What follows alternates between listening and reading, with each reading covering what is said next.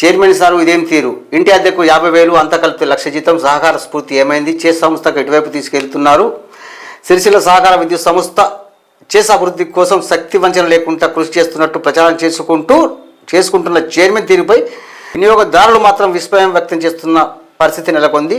తమ సొంత ప్రయోజనాల కోసం గౌరవ వేతనాల పేరుతో సహకార చట్టాల పరిధిని అధిగమించి లక్షల్లో వేతనాలు తీసుకుంటున్న చైర్మన్ పనితీరుపై సభ్యులు ఆగ్రహం వ్యక్తం చేస్తున్న పరిస్థితి నెలకొంది. ఇది ఒకటి అయిపోయింది. ఇక్కడ మనం ఫోన్ చేద్దాం, మనం చిక్కల రామారావు గారు కదా, ఆయనకు ఫోన్ చేద్దాం. ఇంకొకటి ఏంటంటే ఇదే కక్కుర్తి, టోల్ ట్యాక్స్ ఎగవేతకు మాస్టర్ ప్లాన్, ఓన్ ప్లేట్ వాహనానికి గౌట్ వెహికల్ స్టిక్కర్. ఇది కేటీఆర్ గారి పరిపాలనకు నిదర్శనం. ఇది ఇక్కడ చిక్కల రామారావు గారికి ఫోన్ చేద్దాం మనం.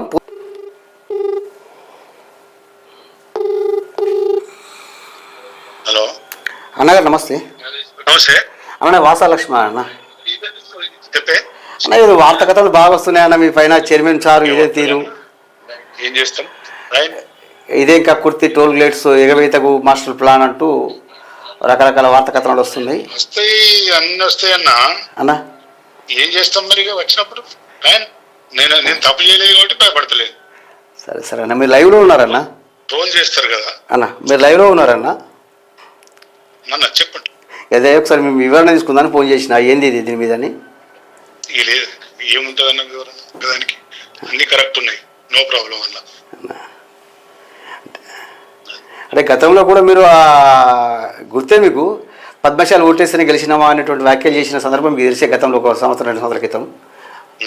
దాని విషయాన్ని పురస్కరించుకొని మరి ఏంది అని చెప్పి మీరు లైవ్ పెట్టినా, ఒకసారి మీ వివరణ ఇవ్వగలుగుతారా మీరు?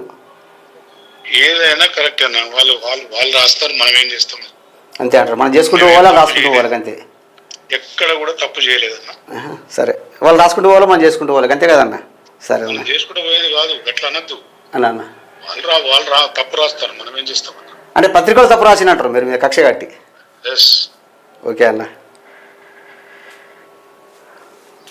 ఇది చైర్మన్ చిక్కల రామారావు గారు. ఇంకా అదృష్టం, నా అదృష్టం, ఆయన ఫోనే లిఫ్ట్ చేయడు. అంటే నేనేమంటున్నానంటే, ఇప్పుడు ఏమంటున్నారు, పత్రికలే తప్పు రాస్తున్నారు, పత్రిక వాళ్ళు తప్పు కావాలని తప్పు రాస్తున్నారని పత్రికలు తప్పు చేసే ప్రయత్నం చేస్తున్నారు చిక్కల రామారావు గారు.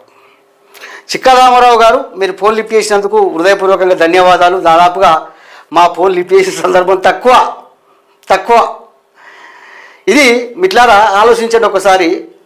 మరి నా సిరిసిల్ల పాత్రికేయ మిత్రులారా, చైర్మన్ చిక్కల రామారావు గారు ఏమంటున్నారంటే, పత్రిక వాళ్ళే తప్పుడు కథనాలు రాస్తున్నారు అనే విధంగా మాట్లాడుతున్నారు.